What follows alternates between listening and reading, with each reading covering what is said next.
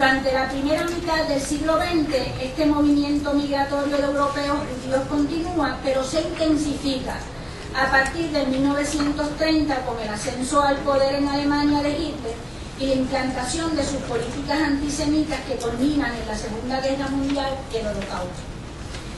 Al inicio del siglo XX es necesario señalar tres sucesos que sientan las bases para el futuro, para nuestro presente. Primero, en 1916, el acuerdo Sykes-Picot, donde Inglaterra y Francia, con el consentimiento de Rusia, acuerdan el desmembramiento del Imperio Otomano. Este pacto no se implementó, pero nos ilustra el interés de las potencias europeas por el área. El segundo hecho es la carta del ministro de Relaciones Exteriores inglés, Arthur Balfour, a Lord Rothschild, del 2 de noviembre de 1917, conocida como la Declaración Balfour, donde compromete a Inglaterra con el establecimiento del Estado judío en Palestina, sin que ello vaya en prejuicio de los derechos civiles y religiosos de las comunidades no judías. En el 1917, la población judía en Palestina era de alrededor de 56.000 personas, y la población árabe de unos 600.000. La relación era de un 10% judío a un 90% de árabes. Esto básicamente lo tomo del libro de Iron Wall de Avi Shalom de la página 7. Hoy día, según la BBC, en Israel conviven alrededor de 7 millones de personas, de las cuales 1.3 son árabes israelíes, y el resto, 5, casi 6 millones, pues son judíos.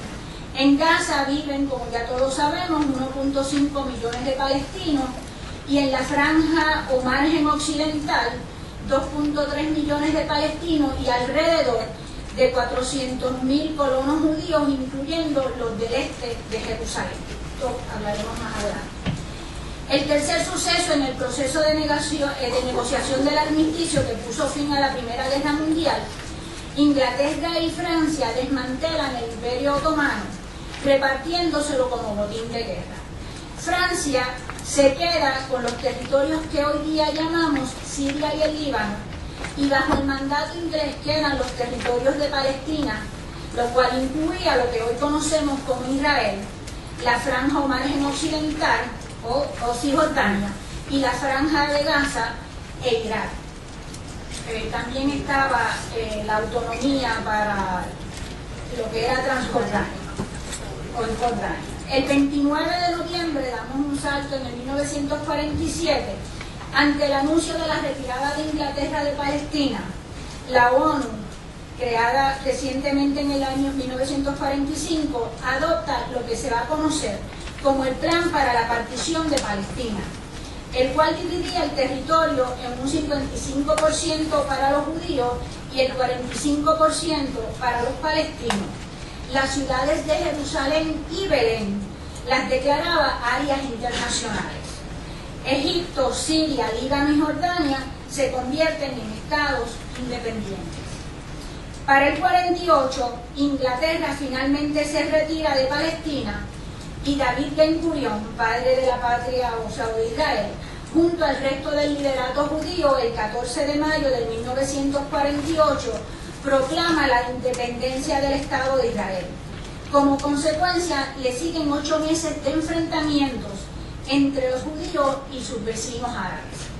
Como resultado de esta primera guerra entre judíos y árabes, Jordania ocupa lo que hoy conocemos como la franja o margen occidental, se lo anexa, y Egipto anexa la franja de Gaza. Israel va a controlar el 77% de lo que era el territorio de Palestina.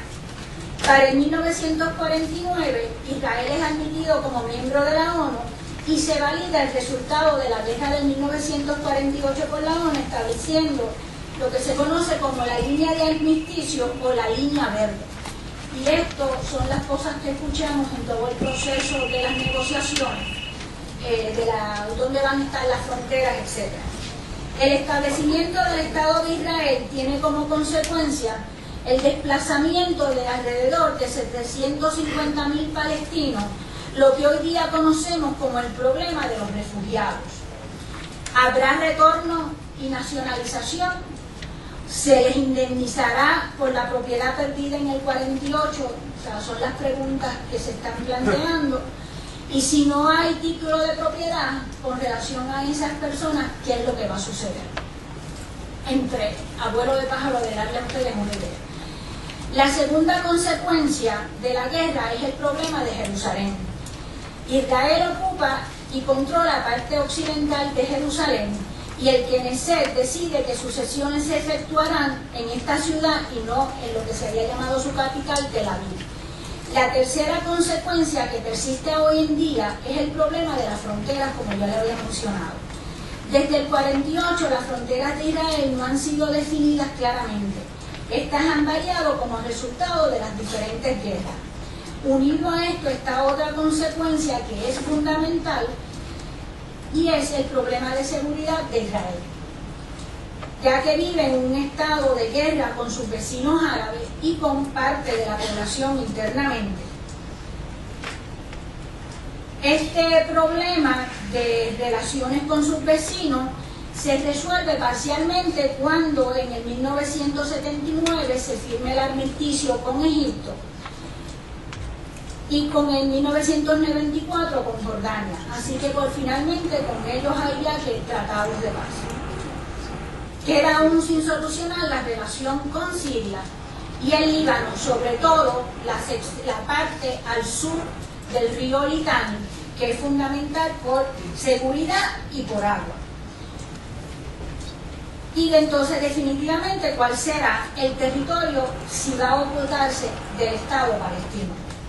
Como vemos, hace 60 años que la mayoría de estos problemas no se solucionan, sino que se complican y quizás de una forma trágica.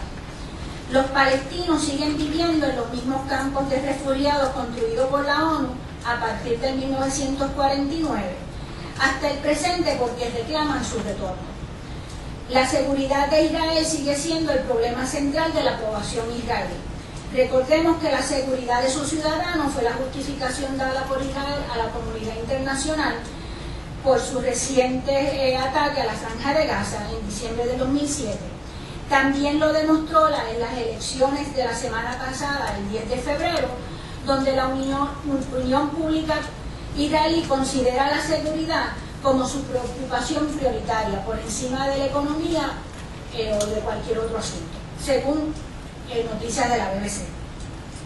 En la Guerra de los 6 días, que va del 5 al 10 de junio de 1967, la cual se conoce como la Segunda Guerra entre árabes y palestinos, es la guerra que se conoce como que la que transforma el Oriente Próximo por sus consecuencias.